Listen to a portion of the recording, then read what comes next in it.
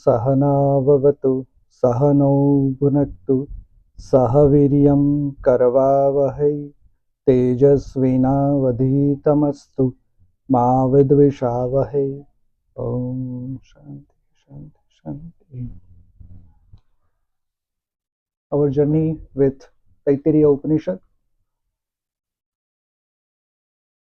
10th Anuvak today, Trishanku's mantra of self-realization.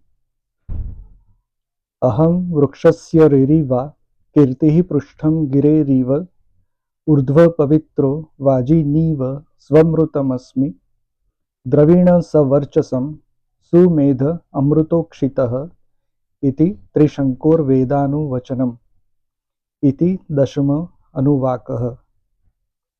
Meaning of this is, I am the mover of the tree of the universe. My fame reaches high like a mountain peak. I am supremely pure and unstained like the sun.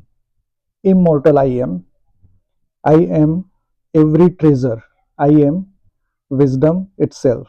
I am undecaying, immortal. This is Trishanku's teaching of self-realization. Thus was the 10th Anuvaka. Name Trishanku. It is a story about Vishwamitra, one of the Saptarshis, and Raja Trishanku. His original name was Nahush, I think Nahush, and he wanted to go to heaven, Swarga, in his own body, not after passing away, but not after death. And Vishwamitra created, actually he agreed to do that. No other Saptarshis were ready to do that. But Vishwamitra said, I'll send you in the heaven, the Swarga, in your own body before death. And he started doing all these preparations for yajna.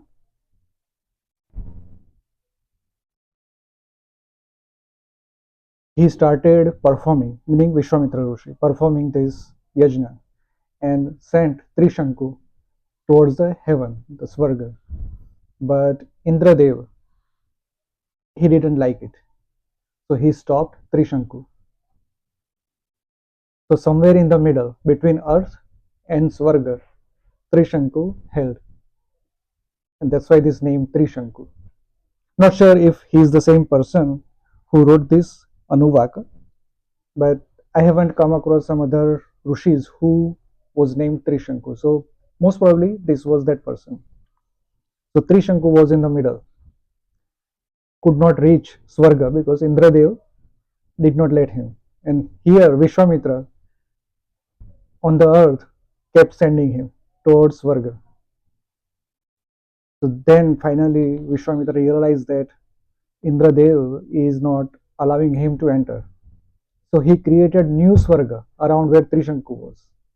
That was his power, Vishwamitra's power. I don't know what happened to Trishanku afterwards, but he stayed in his newly created Swarga. But maybe that is just a metaphor. Maybe it's a metaphor that uh, Trishanku might want to do Atma Sakshatkar. That was the Swarga.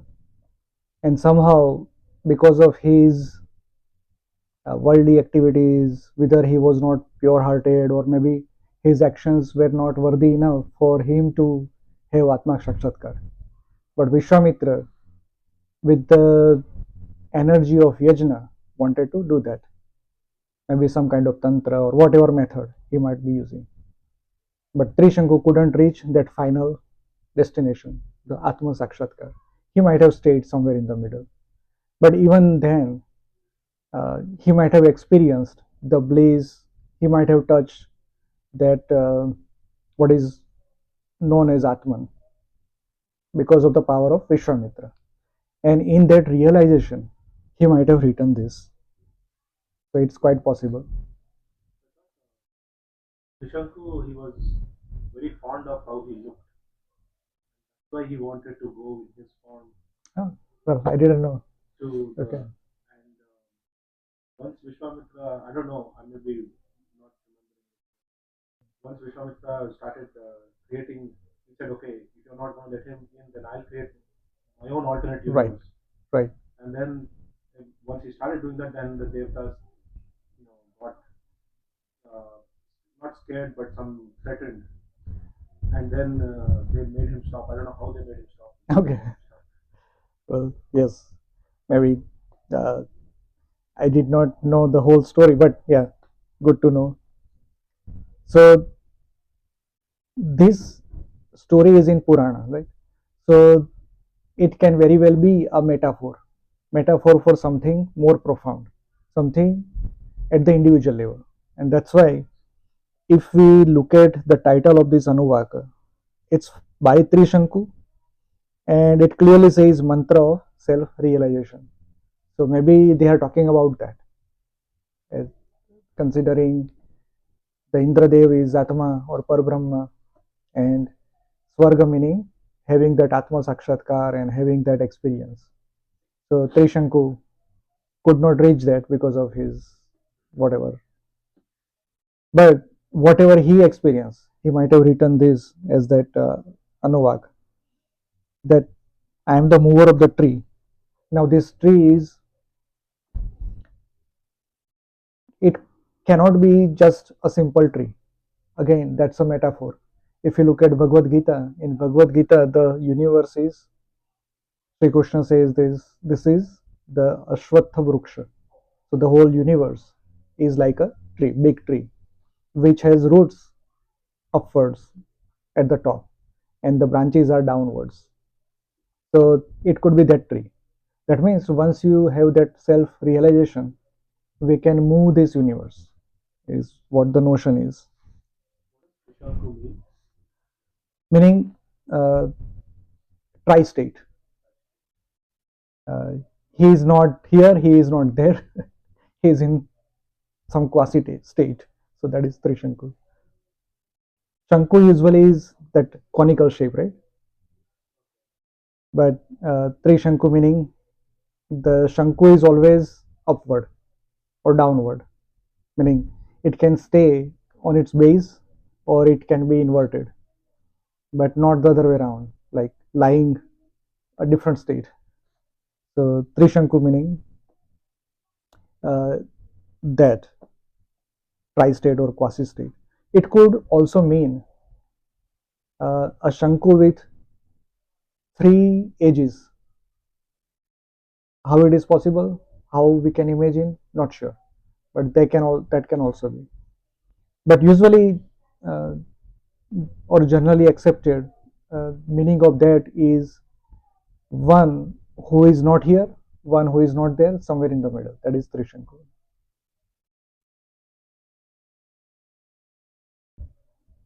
And further, he says, "My fame reaches high like a mountain peak. I am supremely pure and unstained, like the sun, immortal." Meaning, once we have the self-realization, whether this body stays or not doesn't matter. It is the Amrit or Amaratva, immortality, and I am every treasure. Once we know Atma, everything, that's a state of sthit prajna. Meaning, if you have it, well and good. If you don't have it, good too. So he was in that state. And wisdom, the medha, sumedha, amruto, kshitaha, which cannot be decaying, meaning immortal. So this could very well be his testament that I am in such a state. This can also say that he is not there, meaning he has not reached the Atma Sakshatkar. He is somewhere in the middle. That's why he can say all these things. Because once somebody has the experience of Atma, one cannot describe what it is. Because it is very hard to know Brahma or put Brahma into words or describe Brahma in the words. So this is kind of, uh, it strengthens the idea that he was in the middle somewhere, not reaching the final boundary. And that's why he could say all this.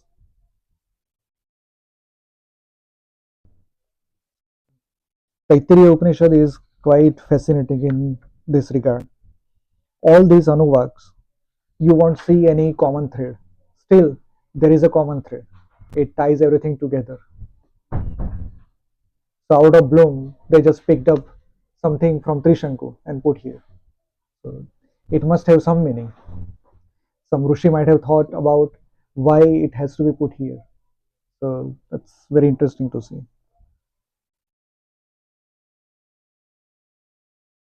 11th Anuvaka. This is summary of teachings for the Brahmacharin students. We know that there are four ashrams, right? First ashram is Brahmacharya ashram, meaning everybody has to study and just focus on study, nothing else. Have the disciplined life, Gurukulam life, and follow everything as described or taught by Guru. So this Anuvak is some of the things mentioned here we already know, but this is kind of a source where it comes from. The first verse, Veda manuchya charyonte vasina manushasti satyam vada dharmam chara svadhyayan ma pramadah आचार्याय प्रियम धनमाह्युत्य प्रजातंतु मा व्यवच्छेत्सिः सत्यान्न प्रमदितव्यम धर्मान्न प्रमदितव्यम कुशलान्न प्रमदितव्यम भूत्यैन प्रमदितव्यम स्वाध्याय प्रवचनाभ्याम न प्रमदितव्यम. Meaning, having taught the Vedas, the teacher exhorts the disciple. Speak the truth, practice dharma, do not be swayed away from the study of the Vedas, having brought to the teacher his desired wealth or Guru Dakshina. Become a householder and ensure that the line of progeny is not cut off. Do not move away from the truth. Do not move away from righteousness or dharma. Do not neglect personal well being. Do not neglect prosperity. Do not neglect studying and listening to the Vedas. So, when we complete our studies in the college, universities, the final day, when the degree has to be given, in some of the disciplines like medicines, they have to take some oath, right? We do not all the disciplines, not all the subjects we take oath in, but medicines, they are asked to take some oath. So similarly, this looks like an oath that now your study is complete, you are starting Grihasthashram, and certain things like this you must not forget. And you promise me, the teacher is saying, the Guru is saying, you promise me that you will do all this throughout your life. And this is a lesson for all of us. We are all Grihasthis, so whether we are following this or not, if not, then let's start doing it. So this is like a teaching for all of us too. The first thing is Satyam Vada, speak truth as much as possible, because we have seen examples even in our Dharma Shastras that people have used chala many a times for some greater good, and the greatest example is Sri Krishna. So if you want to use asatya, but if it is for greater good, do it. Otherwise, Satyam Vada is what Rishi says.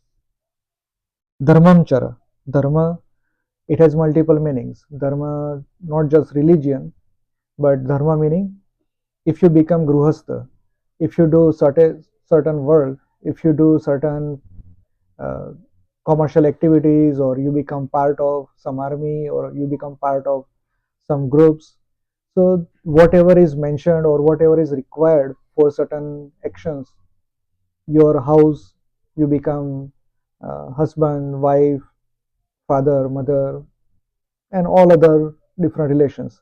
So whatever is required for such interactions, do that. That is dharmam chara. And swadhyay, again, the study is complete. That does not mean you don't have to study. This is how majority of us does, right? So once we complete our degree, we take the job and just be happy whatever we do. We do not grow in our career, or maybe financially or designation wise we may grow, but knowledge wise we may not grow. We are kind of stuck in one particular discipline. But Guru says here, keep studying. Even though your formal study is done, it does not mean you should stop studying. And not just study. Swadhyay meaning your sadhana also, because uh, Ashtanga Yoga, you have to keep following. All these teachings or updesh, they are very well aligning with Ashtanga Yoga. So keep doing that, and that becomes your Swadhyaya. Yeah, the one thing you mentioned, I just Yeah, wanted to follow. So you said in that Krishna example of it right, is towards a good cause, then you can do the right. adharma or chala. Some, chal, right, But even in that case, I think even let's say Yudhishthira what he did for Ashwatthama, right. it was for the greater Greater good, good, right. but it was a sin and he had to pay for it. Of course, of course. So if you are willing to do that, see, if he had not done that, Guru Drona would have finished the war, right? But other doing so, Adharma would have won. And if Adharma had won, it would have greater impact. Not just one individual like Yudhishthir. It would have affected the whole population. But Yudhishthira did this, even though it was asatya, he had to pay for it, but it was at individual level, and he was willing to do that. That is again for greater cause. That's what we say. Right? So, but just it because it's for greater good, it's not forgiven. Of course, karma, whatever karma you do, you have to pay for it, no matter what. How good you are, even Sri Krishna had to repay. Even Sri Ramchandra ji had to repay. So who are we? So whatever karma somebody, this body is there, this Annamaya Kosha is there, this Manomaya Kosha is there, and if it does something, it has to repay. Even though there is some avatar, even avatar has to pay, because avatar has come to this level, and avatar has this body, so he has to follow the rules.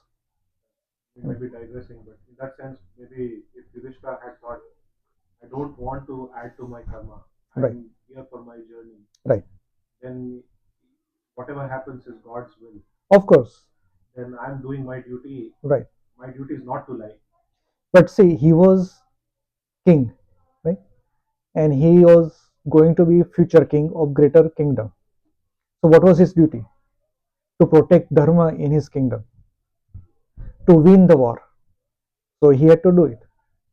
So that was his dharma at that time, not just following Satya blindly. And that's why Sri Krishna had to do a lot of convincing. uh, in that regard, uh, Bhim, he was very good. He was just willing to do whatever Sri Krishna wanted, no matter what. Once Sri Krishna says, blindly follow. He was like that. Even Arjuna couldn't come close to that. Sri Krishna had to say the whole Gita. Then only Arjuna got convinced. But Bhim, he did not have double mind. Single minded. Whatever Sri Krishna wants, I'll do it. That's it. So we have to be like that. Even though, of course, because whatever he did, he had to pay. The karmas do not leave anybody. But as long as Sri Krishna is happy, God is happy, Bhagwan is happy, I'm willing to do it. That is That is an epitome of bhakti, in a sense. That once God says, when Sri Krishna says, I'll do it, no matter what happens to me. So,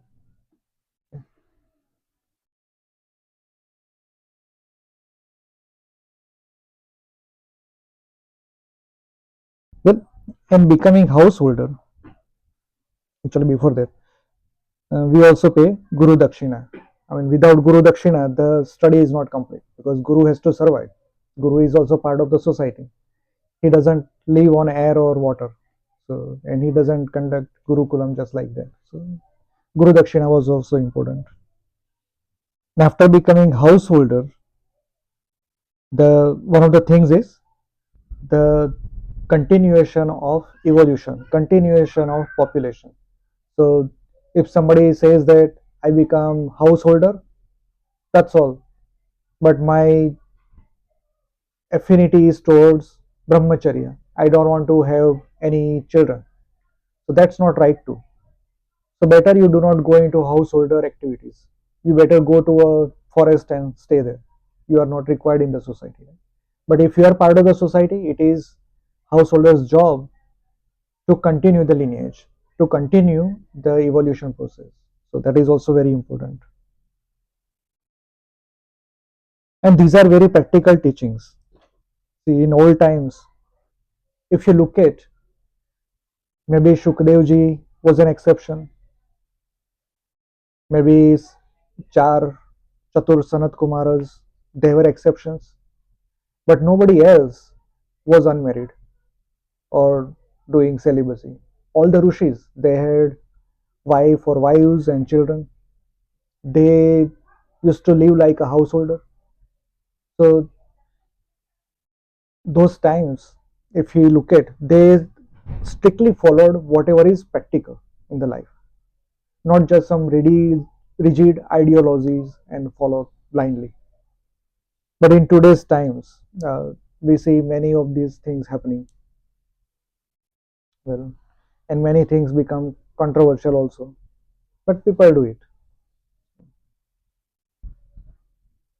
And again, Vedas, it is very important. Even though the Guru has taught the Vedas to the Shishya must continue studying and listening to the Vedas for the rest of the life because they are the source of dharma. So everybody has to do that.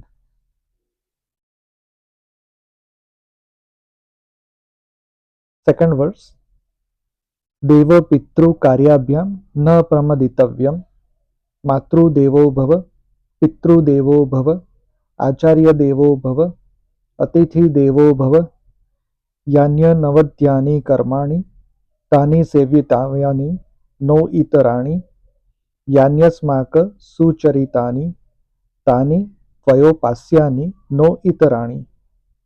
Meaning, do not neglect your duties to the gods and the ancestors or pitrus. Let your mother be a god unto you. Let your father be God unto you. Let your teacher be God unto you. Let your guest be God unto you. Perform only those actions that are free from fault and not others. Follow only good works performed by us, not others. So, Pitru Karya and Deva Karya. So, doing all the yajnas, homam, puja, uh, the rituals of the festivals. So all these are Deva Karya, and which we all do. Then Pitru Karya, meaning whatever our ancestors used to do, keep following that, those rules, niyamas, or doing the Shraddha Karya in Pitru Paksh, that is also considered one of the Pitru Karyas. It is also considered good that the children must be made aware of who their forefathers are. That is also one of the Pitru Karyas. And Pitrus become happy, it is said. So all these things just to keep the new generation aware of what is happening. At the same time, we work on our karmas. So because being householder, it's very difficult to uh, shed off the karmas. So doing Deva Karya and Pitru Karya give us opportunity to work on those. And Matru Devo Bhava, we all, these are very famous words, Matru Devo Bhava, Pitru Devo Bhava, Acharya Devo Bhava, and Atithi Devo Bhava. So consider mother, father, guru, and Atithi, the guest who arrives without calling. That is Atithi. So consider them gods and teach or treat them like that. Nowadays, it's, I mean, the Atithis, I don't know if that tradition still continues in India, not sure. Here in USA, I don't see that condition. We always call somebody or we always arrange for, that schedule. I am available, not available, come here, this time, that time, all those things. So that notion is gone. But maybe in villages, the tradition still there, because the Atithi meaning you never met someone for a long time. He or she arrives without letting you know. So that joy. If my grandfather used to come to my house, which is away from our original house or village, then that would give me joy, right? So those things, I think they are gone anymore. But they are considered God because they give us joy and gives us opportunity to serve them well, give them food, water, give them comfort in the house, and try to understand them, try to talk to them, and all those things. So those were our traditions.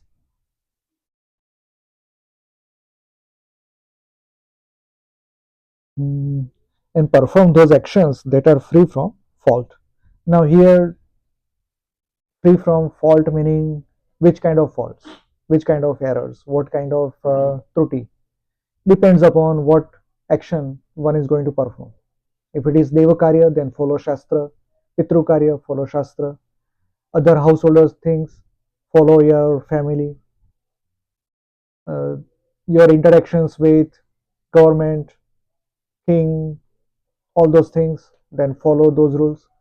So basically, follow rules in the action that you are going to perform and make sure that you don't falter. That's the notion.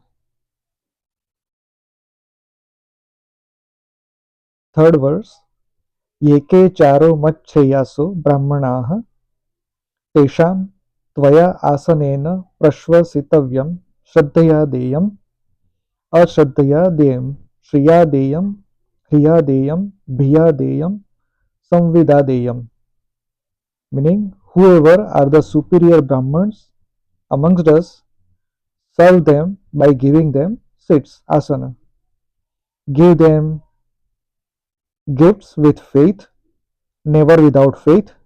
Give plenty, give with humility, give with concern, give with sympathy. So here, in those times, or I would say the times till last 100 years, the Brahmanas were considered at the top in the society because they studied Vedas and they were involved in teaching Vedas, or they were involved in uh, reciting Vedas, and that was one of the most important aspect of a householder. Everybody was prescribed to listen to Vedas, everybody was prescribed to read Vedas. That means Brahmanas have to be there who could do that, and people can listen because not everybody can recite. So even listening is good. So there has to be some people. So, and that's why it is said that Brahmanas, they were respected with um, whatever is prescribed here, that give them money because they are on the path where, uh, let's say, a kathakar in today's terms, Satyanarayan Katha or some puja, if a Brahmana comes to our home, performs the puja, because we don't know or we cannot follow all the steps. But they are in that business, they know what they are doing. So don't hesitate giving them plenty, because this is the only way they can survive. When they are householders, they have wife, children, and their own family. So don't hesitate in giving them uh, whatever money or wealth or whatever. Even in old times, the Brahmanas used to take flour or grains or fruits. So all those things, don't hesitate, give them, is the notion.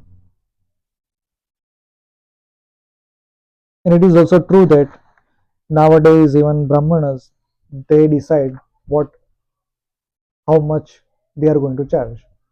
So I mean, these are the things that change. Society changes and people change. So all the professions also change. Things also change. So we should try to stick to whatever is, as much as possible, is said in the Shastras. One thing I missed earlier, it is very important too for the householders, that do not neglect personal well-being. So health is wealth is said. So health is must not be neglected, the personal level, or personal sadhana will is also not something we must miss. We say that I am busy, I cannot find time doing this. No, that's not good. We must pay attention. We must have some time for personal well-being. Prosperity, as a householder, our job is to earn enough money. Not a lot of money, but at least enough money. That must not be neglected also. So all these things are very practical in a society which is well fabricated, which is well aligned for the dharma. And if we can learn something from this, it's very important. Fourth verse, अथ यदि ते कर्म विचिकित्सा वा वृत्त विचिकित्सा वा स्यात् ये तत्र ब्राह्मणाः सम्मर्षिणः युक्ता आयुक्ताः अलुक्षा धर्मकामाः स्युः यथा ते तत्र वर्तेरन् तथा तत्र वर्तेथाः अथाभ्याख्यातेषु ये तत्र ब्राह्मणाः सम्मर्षिणः युक्ता आयुक्ताः अलुक्षा धर्मकामाः स्युः यथा ते तेषु वर्तेरन् तथा तेषु वर्तेथाः एष आदेशः एष उपदेशः एषा वेदोपनिषत् एतदनुशासनम् एवमुपासितव्यम् एवमुचैतदुपास्यम् इत्येकादश अनुवाकः. Meaning, now if you have any doubts about actions or doubts about behavior at that time, conduct yourself in the same manner as Brahmans would conduct themselves. Brahmans who exercise good judgment on whether to engage or not engage in action, who are not too harsh, who are devoted to righteousness. Now, regarding persons who are belittled or ill famed for some reason, conduct yourself in the same manner as Brahmans would conduct themselves. Brahmans who exercise good judgment on whether to engage or not engage, who are not too harsh, who are devoted to righteousness. This is the command, this is the message, this is the final essence of the Veda. This is the discipline. This is to be reverently followed. Indeed, this is to be followed. So this is like a oath. Everybody had to vow for this. This is like, it is clearly said, this is command. And every householder must behave like this. So here what Rishi is saying, Guru is saying, that whenever you interact in the world, in society, there are many things which can arise which are not taught. In those times, in those situations, follow what a true Brahmana would be following. There are plenty of Brahmanas in the society who are on the path of righteousness, who are on the path of dharma, and uh, who can, these are the characteristics, who have good judgmental power, who are not harsh, and who are on the path of righteousness. So if you find those Brahmanas and what they do in those particular situations, try to learn from that and follow that. So this was the command or oath, because Guru is not going to be everywhere or every time. They did not have smartphones, so student couldn't call them and say, I'm in this situation, what to do. So in that case, the Brahmanas around the Shishya, he could or she could follow. So over the years, this became like a root of all the things, bad things in our society in India. Because if everybody had to follow Brahmanas, that means what Brahmana in the society had to say is the final authority. So they could say anything wrong and people had to follow. Nobody could question them. I'm talking about times in last 1,000, 1,500 years, not before that. So for some reason, we know uh, the Christianity and Islamic conquest, they created certain rigidness in our society in India, certain reluctancy in the natural flow of the Vedas. So Brahmanas, maybe they were right in doing certain things like Parda Pratha, meaning uh, the women had to cover her face. Then Sati Pratha, because the Muslims would uh, not respect women who they conquer. So there was Sati Pratha. So there are many different things. Then that became like a rigidly followed rules. Uh, we had Jati and Varna, right? And Varna became deep rooted into hatred for certain communities in last 200, 300 years. Maybe the right reason, but ultimately it became wrong. So I think if the Brahmanas, or maybe that was the time, maybe this is the time to revive, because now everybody has opportunity to learn or study things, and it is very easy now, accessible. The knowledge is accessible. Interpretations are also accessible. So maybe slowly we are going in right direction, and we can follow this treaty. That is possible. 12th Anuvaka, which is a Shanti mantra. शं no मित्रः शं वरुणः शं no भवत्यर्यमा शं न इन्द्रो बृहस्पतिः शं no विष्णुरुरुक्रमः नमो ब्रह्मणे नमस्ते वायो त्वमेव प्रत्यक्षं ब्रह्मासि त्वामेव प्रत्यक्षं ब्रह्मवादिशं ऋतमवादिशं सत्यमवादिशं तन्मामावित् तद्वक्तारमावित् आविन्माम् आवित् वक्तारम् Om Shanti Shanti Shanti. This is a very famous prayer, Shanti, peace prayer, Shanti mantra. Meaning of this is Om, may Mitra be favorable to us, may Varuna be favorable to us, may Aryama be favorable to us, may Indra be favorable to us, may Bruhaspati be favorable to us, may Vishnu of wide pervasiveness be favorable to us. Namam to Brahma, Namam to Vayudeva. You are direct or manifested Brahma. You are direct Brahma. You are called Ruta. You are called Truth. May that protect me or establish me. May that move speaker. May that protect me. May that protect the speaker. Mm. So here all these devatas are mentioned, and uh, Rishi is praying after the oath. This is like a final. Now the degree is given to the Shishya, disciple, but this is the prayer for that. So Mitra, Varun, and Aryama. Now these are all different forms or uh, different times during the day. These are all sun, the one way or the other. Mitra is rising sun, Varuna is sun at noon, Aryama is the setting sun, and Vishnu is all pervasive, who is everywhere. And so Rishi is asking all these devatas that you all be favorable to us or beneficial to us.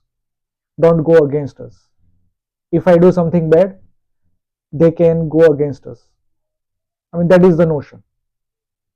If I do bad, ultimately it is my karma. But it is said that, oh, God is not happy with me, so that people can follow the righteous path.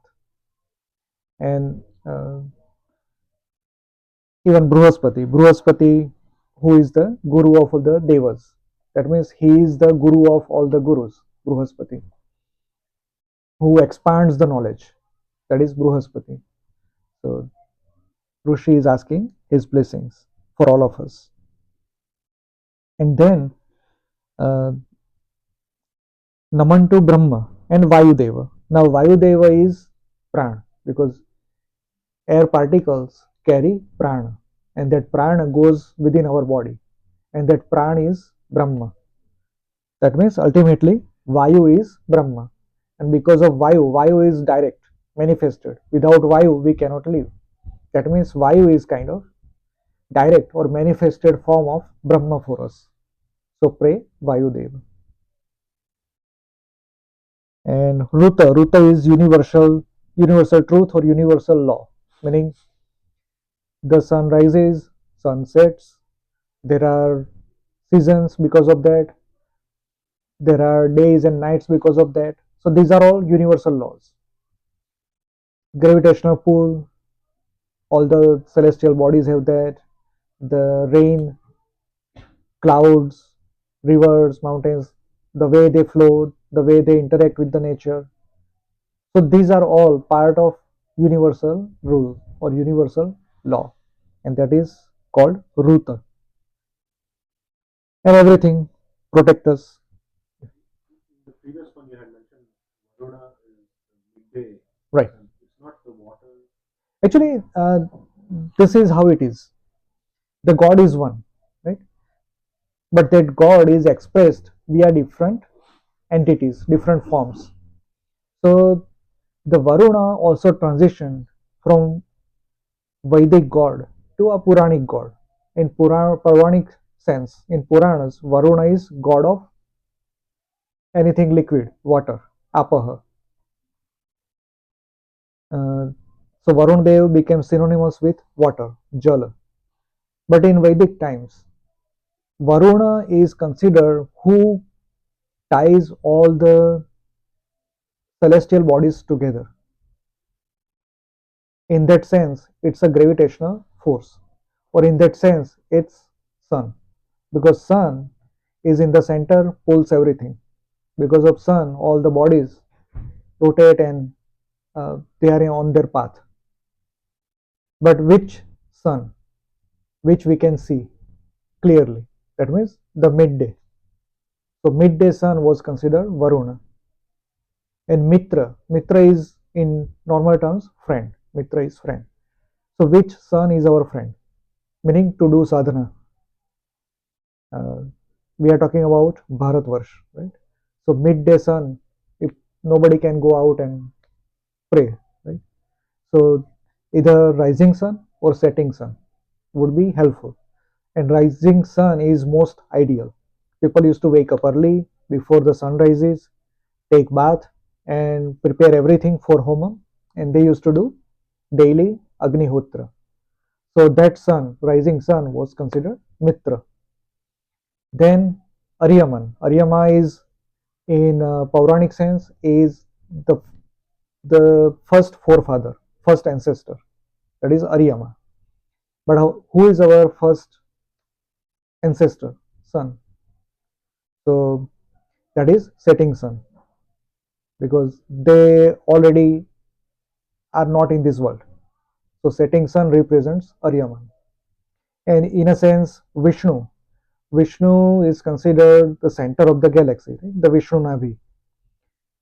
But our sun and Vishnu Navi, which is everywhere, is holding everything together in this galaxy. So that is the representation of Vishnu. And even we talk about 12 Adityas, right?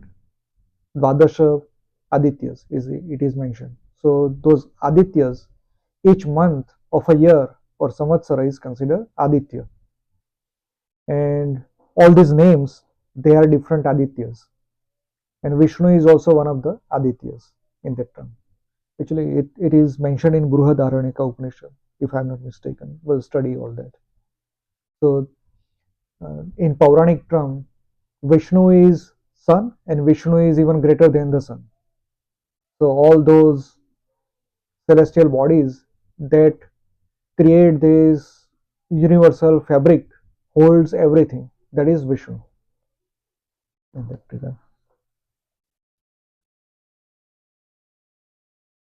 So, this is 12th Anuvak, and this completes Shikshavalli.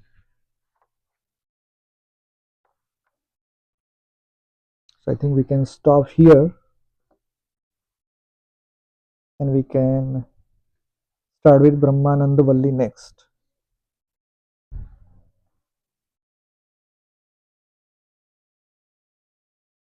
If we look at Taittiriya Upanishad, see all these treatises, the oaths or the teachings, they have become ingrained into uh, Indian society. Because we all know Matru Deva Bhava, Pitru Deva Bhava, right? Acharya Deva Bhava, Atithi Deva Bhava. We all have uttered in our life these things. But they come from Shikshavalli of Taittiriya Upanishad. Similarly, the graduation process from Brahmacharya to Grihasthashram, even we have certificates today. When we when we uh, complete a study in university, we are given that. So these are all kind of uh, the earlier form of graduation process, and this is like a teaching also, because everything is taught for almost 12 years to every student.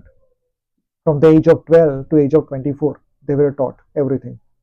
So whatever is taught, if they don't use it in future life, don't study it in future life, they'll forget it. And that's why it is said that keep reading, keep studying over and over. Whatever time you get, just keep doing for the rest of the life. That is important. See, these are all oceans, right? If you look at Upanishads, how many Upanishads are there, how big they are. Look at the Vedas, how big they are. Purana, there are 18 Mukhya Purana, 18 Upa Purana, and they all are giants. How can one remember all this, right? So it is important that whatever we like, whatever we like to study, keep studying that over and over the life. Even Bhagavad Gita, just 700 shlokas, you can finish in maybe 2 3 hours. But if you keep reading, you'll get different meanings all the times. Right? Every time you get something different. So it is important to keep studying. So let's, if you haven't started, start doing that. That is important. I would say just one shloka at least in a day. If not one page or 2 pages, at least one shloka. Any shastra you like. Take any Purana, take any Veda, take any Upanishad or Bhagavad Gita. At least one shloka every day, and that will go miles. Because if you look at Bhagavad Gita, 365 days. So in 2 years, every 2 year you can keep repeating Bhagavad Gita, just reading one shloka. But then just one shloka resonates in your day, that particular day. So that is very important. So, well, let's pray. ॐ पूर्णमिदं पूर्णात् पूर्णमुदच्यते पूर्णस्य पूर्णमादाय पूर्णमेवावशिष्यते। ॐ शान्तिः शान्तिः।